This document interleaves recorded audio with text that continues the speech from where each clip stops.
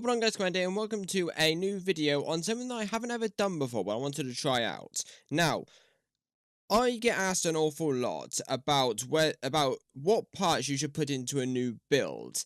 Now, not just myself, but when you ask various different people, including myself, whether building a PC is better, like building one yourself is better, or buying a pre-built one is better, most people, again, including myself, will say that building one is much better. But then you must go over the parts you need for your new machine. So then you go and ask those people that you've just asked which one is better, and then the ones that say building one is better. But then you go and ask those same people which parts you should put in your PC, and you get several different suggestions. And these come from 3 different types of people. The first group of people are those ones who are the least frequently seen, and they're the ones who think newer components are not necessary and they're not needed, claiming that older ones are perfectly fine as they are.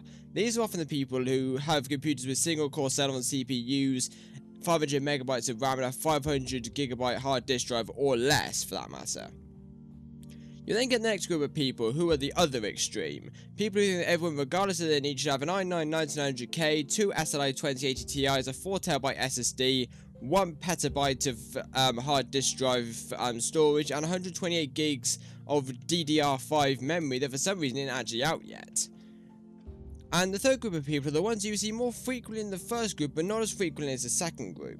This are the people who think that going straight down the middle is perfect, by having middle-of-the-range components such as 8 gigs of DDR4 memory, a mid-range i5, a terabyte hard disk drive, and a small SSD to go along with it, and a 1060 or 1070, depending on the need at the time.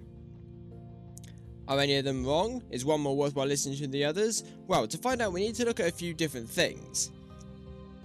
One of these things is looking at the different parts you need when building a computer and what they do, and the first one is the CPU. The central processing unit, or CPU, is what most people like to call the brains of the PC.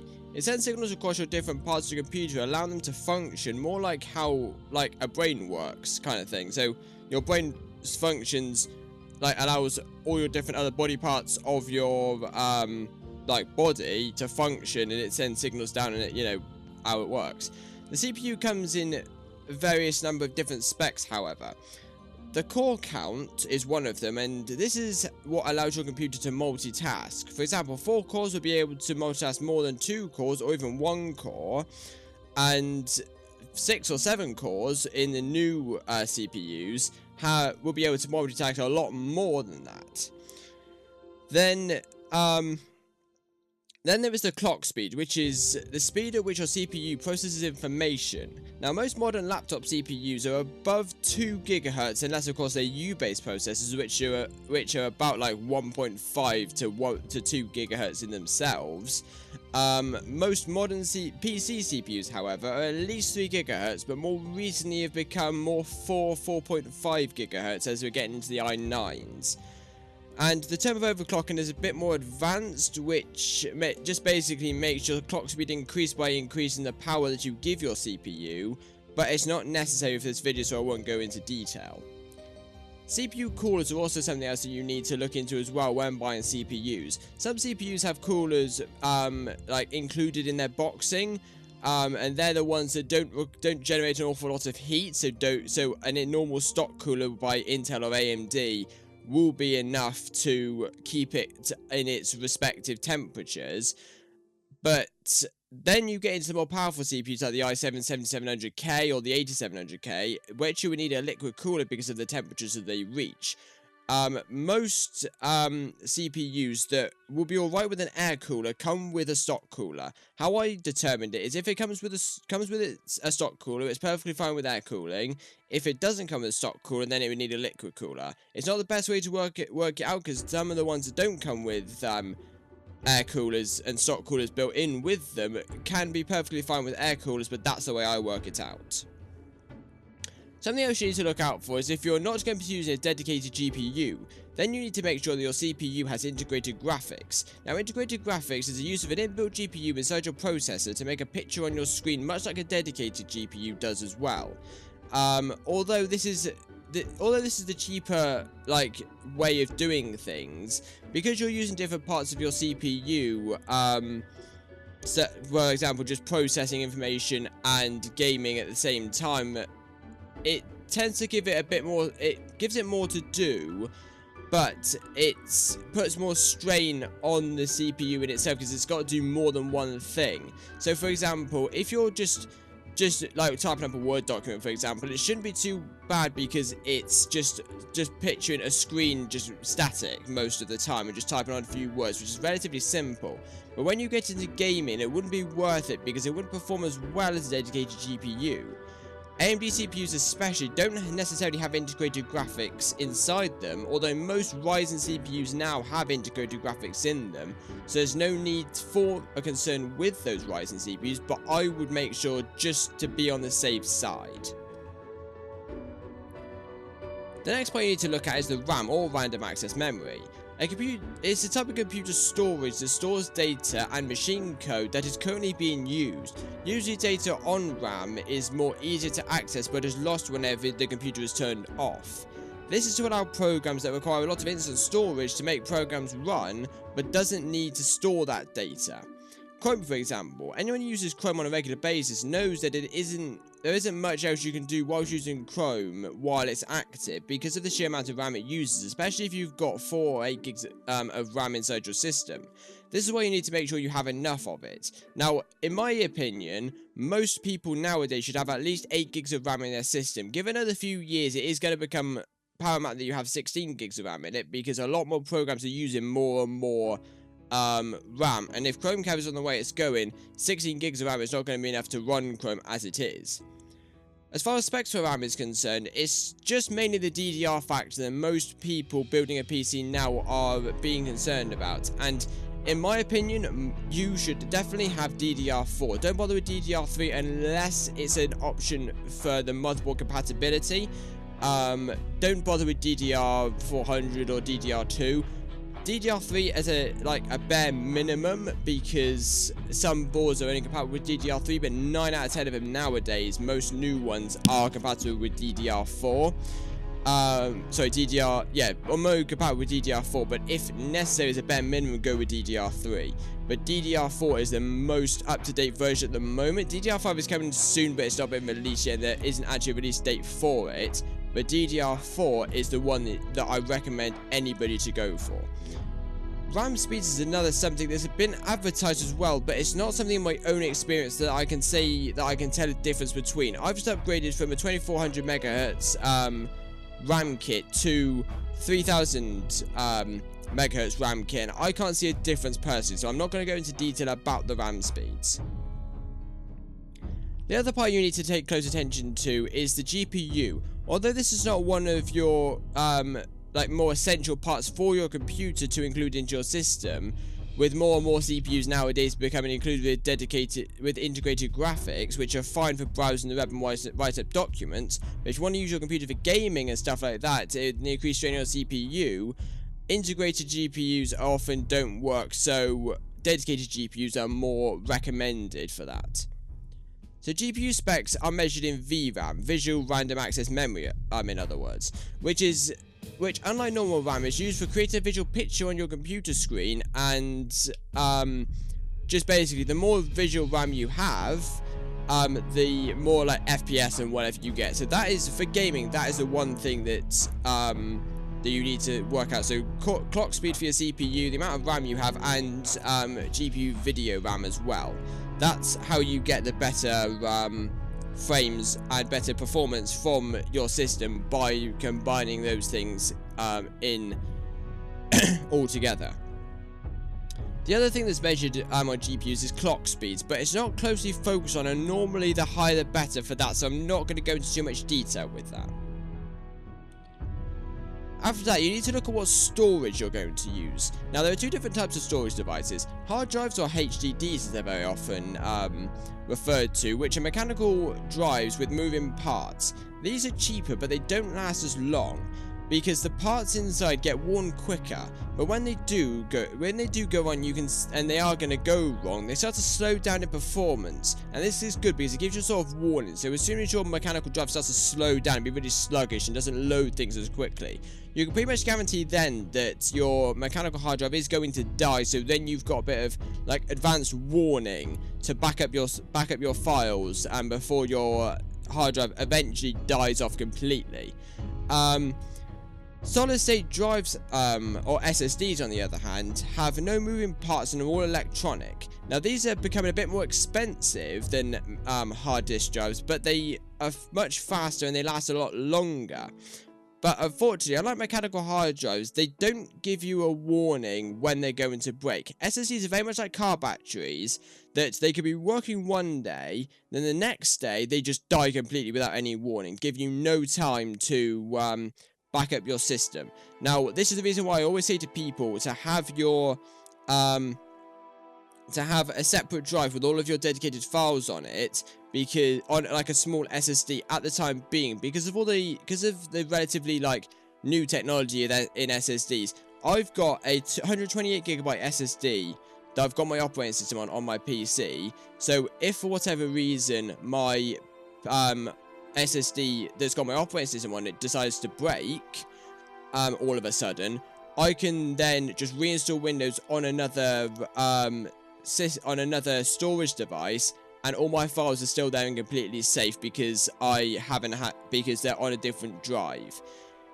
Now, we are very far behind the time where SSDs are going to be the only thing people have in their systems, but most people now, like me, have a small SSD for their operating system because it boots up much quicker with an SSD, and have a larger, like a terabyte or two hard disk drive for their files because it's a lot cheaper of doing it that way, and mechanical drives you can buy it for like a lot cheaper for bigger storage drives, unlike SSDs, which is still 100 quid for a terabyte's worth of storage, which isn't ideal for most people building a new system.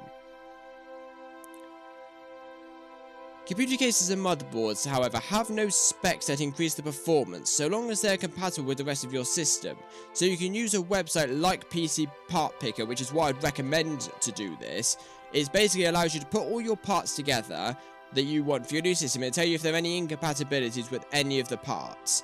Power supplies are also something that doesn't really affect the performance of your PC, so long as it's at least 80 plus certified. So there's 80 plus certified, there's bronze, silver, gold and platinum. So long as it's at least 80 plus certified, and there's enough wattage in that power supply that you're buying, you'll be absolutely fine with that. So if you go for something like Corsair, EVGA, Gigabyte, or some of those well-known companies, you can absolutely guarantee that you'll have a very quality power supply, for that task that you are doing.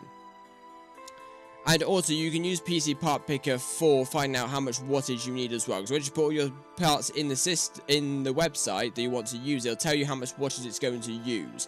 But for most people, 500 watts is about how much you need. It's more than what most people need, so it'd be absolutely fine. So the second of these points that you need to know what parts you need is to what you're going to use your computer for. Now, most people either use a computer and especially the internet for either work or pleasure. Now what's included with these two categories where you get your answer. If you're using a computer to help you at work, for writing out reports, scripts or story, often you don't need a beefy computer to run it. A low Gen i3 or an i5 along with 4 gigs of RAM without having to buy a dedicated graphics card would work fine for this. This is because you're only using Microsoft Word or even WordPad, so it's not necessary for you to go all out buying the latest hardware for it, because so long as your computer has a minimum spec for the OS, you would often find that using the built-in software will work without any problems. But however, if you're working as a game developer, for example, and you need to work from home, then obviously minimum spec for your OS are not going to be good enough to run things like 3ds Max, Unreal Engine or Photoshop. So getting new equipment such as a high-gen i5 or even an i7 for that matter, along with 8 to 16 gigs of RAM and a dedicated GPU would be necessary at this point. You then get the other category of people using computers for pleasure, and the same principles apply. If you are using a computer to watch YouTube videos or to write up stories, then the chances are you don't really need to have the best components on the market. As long as you've got enough good enough internet connection and enough RAM to run Google Chrome efficiently, then it should be okay for the rest of your system to put in whatever you want. Again, something like this, I would recommend a low-gen i5 or i3 with 4 gigs to maybe 8 gigs of RAM. More 8 gigs of RAM because of Chrome's needing this to have as much RAM as it can. If you're using your computer for what most people do in their spare time, which is gaming, then things get a bit more complex. Most gamers who are looking to build a new system based on the game they're going to play for a few hours on end. But the problem with this is that most people usually want to play games like Rainbow Six or CSGO, which have been out for quite a number of years and don't need the latest hardware in order to run it effectively. This then becomes a problem when you're wanting to play some of the new games that come out which require a higher spec than the games you currently play. But then the question is, how up to date must your components be for these programs to work? Minimum recommended specs for your software, although this gives you a good idea of what you need in your system, is very inconsistent between the different software, and you would be looking for hours collecting all of the spec requirements for the different software you want to use and finding out which components are the best. And then you've got the problem with the compatibility, and it just gets confusing. My take on it has always been the idea of future-proofing, which for anyone who's not aware is making sure that something is good enough to last a certain length of time, and in this situation is your computer. I have a Z370 motherboard in my PC which was released in 2007, so by all accounts it's a relatively new model of board. I also have an 8th gen i3 in my computer because of this board I can get an 8th gen CPU in the motherboard because all the chipsets for 8th gens are the same, so I can get an 8th gen i7 or i5 even and as an upgrade for my computer because the motherboard chipsets are the same. I also have a 1050 Ti, which in my opinion is the middle of the road GPU that runs most modern games in medium to high settings at 60 FPS, depending on the game and the rest of the system. I also have recently upgraded 16 gigs of RAM because certain games require like that much RAM. I did have 8 gigs of RAM originally, which was perfect for most games that I played, but as time got on I started playing newer games on my PC like Battlefront 2 and especially Space Engineers, which requires that 16 gigs of RAM to run effectively. I also have a 128 gig SSD for my operating system and a terabyte hard disk drive that I mentioned earlier. And the terabyte hard disk drives for other files, which again is perfect for me for a while, and now I bought a terabyte SSD as an upgrade so my more demanding games are able to run a bit better. Most newer components are compatible with each other, but the CPU and the motherboard are a bit weird with compatibility. Only certain generations of CPU, especially Intel, are not compatible with cross-gen boards, and if they are, there's only one other generation is compatible with. For example, the 8th gen motherboards are for the most part compatible with the 9th gen CPUs, but they do not say which ones it is compatible with, and if they are compatible, updates to the BIOS may be required for this to work. So which group of people that I mentioned earlier is best to listen to? The people who go all out cheap and buy the really ancient components, people who go and say to you to buy the most newest components, or the people who say to go right down the middle? Well, there isn't exactly a yes or no answer to this, and it's specific to your situation. No, it's not necessary to buy two 2080 Ti's and a 999900K for just write-up Word documents, but it's also not right to have a 500 gig hard disk drive and a 500 megabytes of RAM to game on either. So by going straight down the middle, however, by going straight down the middle, you are met with the hard task of finding which components will best suit your needs, and what you want to do in accordance with how much you want to spend, and making sure you future-proof in the right way. In my personal experience, going for an 8th gen CPU allows for future-proofing when you want to upgrade your CPU in the future. 8 gigs of RAM is a good starting point to upgrade to 16 gigs of RAM in the future, which is more appropriate for more and more games nowadays needing 16 gigs of RAM to run. And DDR4 is also a must when it comes to RAM. I have a 1050 Ti in my computer, like I mentioned earlier, that runs most modern games at 60 FPS at medium to high settings, but if you have the money, I would definitely recommend getting a 1066 GB, which would definitely be a worthwhile investment. And because of the price of them, just having a 1TB SSD is not practical for a new build, especially if you don't have the money, and investing your money on a better CPU or GPU instead would be a better investment. but having a 258GB SSD or 256 or however big they are, as well as a terabyte hard disk drive is a good starting point with the opportunity to upgrade to a terabyte SSD in the future like I've just recently done. And for most systems, like I mentioned earlier, 500-watt power supply would be perfect, but if you're not sure, use PC Part Picker, put the components into a list and it'll tell you how much power it will use, and you can base your system on that. So that's about what we have time for in this little video here. I quite enjoyed that actually, just to have a little discussion about how I would pick out my parts and how that would work.